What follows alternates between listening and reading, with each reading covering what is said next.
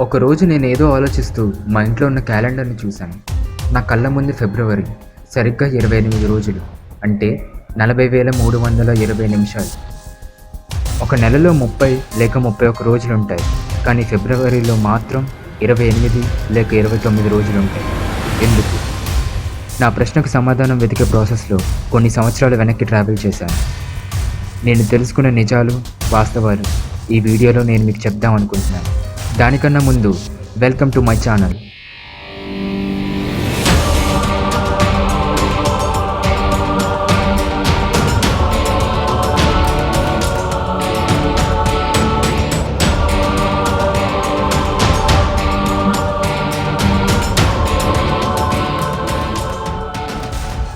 ఫిబ్రవరిలో 28 రోజులు ఎందుకున్నాయో తెలుసుకోవాలంటే క్యాలెండర్ ఎప్పుడు మొదలైందో తెలుసుకోవాలి.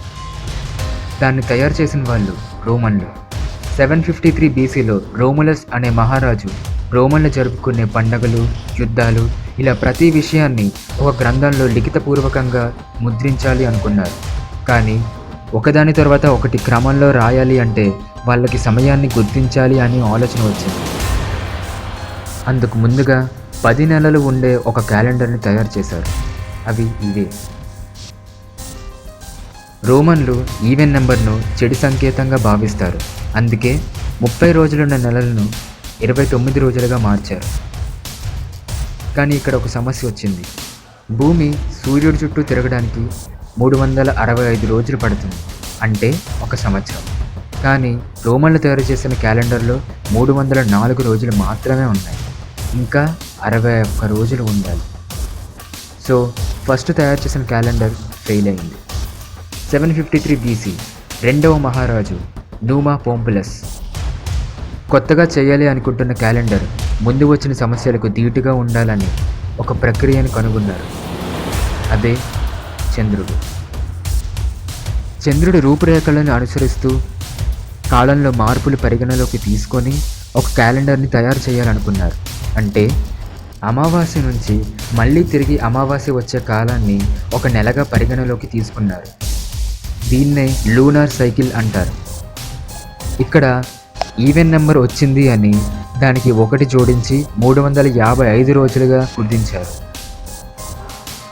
ఈ ప్రాసెస్లోనే డిసెంబర్ తర్వాత జనవరి, ఫిబ్రవరి అనే 2 నెలలను యాడ్ చేశారు. ఇప్పటికీ లెక్క సరిపోయింది.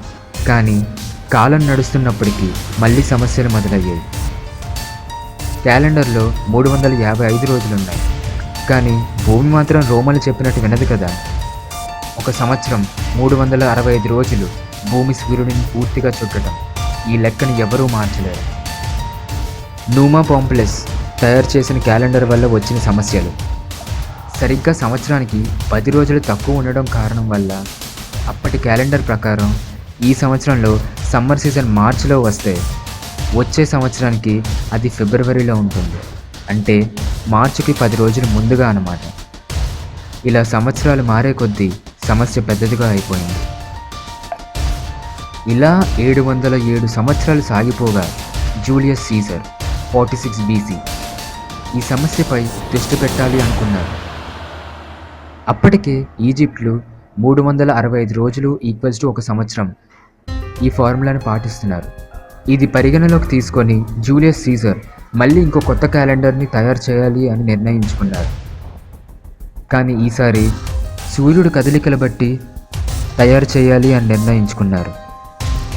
ఈవెన్ నెంబర్ను చెడు సంకేతంగా భావించిన పూర్వీకులకు వ్యతిరేకంగా జూలియస్ 29 రోజులున్న నెలలకు ఒక రోజు యాడ్ చేసి 30 రోజులుగా మార్చారు. ఈ ప్రాసెస్లోనే ఉన్న క్యాలెండర్లో 10 రోజులు యాడ్ అయ్యాయి, అంటే 365 రోజులు. కానీ నిజానికి భూమి సూర్యుడి చుట్టూ తిరగడానికి 365.25 రోజులు పడుతుంది. ఇందువలనే ప్రతి 4 సంవత్సరాలకి ఒక లీప్ ఇయర్ వస్తుంది. ఇప్పటి వరకు తయారు చేసిన క్యాలెండర్ ప్రాసెస్లో ఫిబ్రవరిని మాత్రం డిస్టర్బ్ చేయలేదు. సో ఫిబ్రవరిలో 29 అనే రోజును యాడ్ చేశారు. చివరి ఉన్న జనవరి, ఫిబ్రవరిని ముందు వరుసలో పెట్టారు. 7వ నెలని జూలై అంటే జూలియస్ సీజర్కి నిక్నేమ్గా పెట్టుకొని అతని చరిత్రలో నిలిచిపోయాడు. సో ఫ్రెండ్స్, ఇది అసలు జరిగిన కథ. ఈ వీడియో కనుక మీకు నచ్చినట్టయితే లైక్ చేయండి. నా నెక్స్ట్ వీడియో మనం చనిపోయిన తర్వాత ఏం జరుగుతుంది, ఇటువంటి మరికొన్ని వీడియోస్ కోసం నా ఛానల్ని సబ్స్క్రైబ్ చేయండి.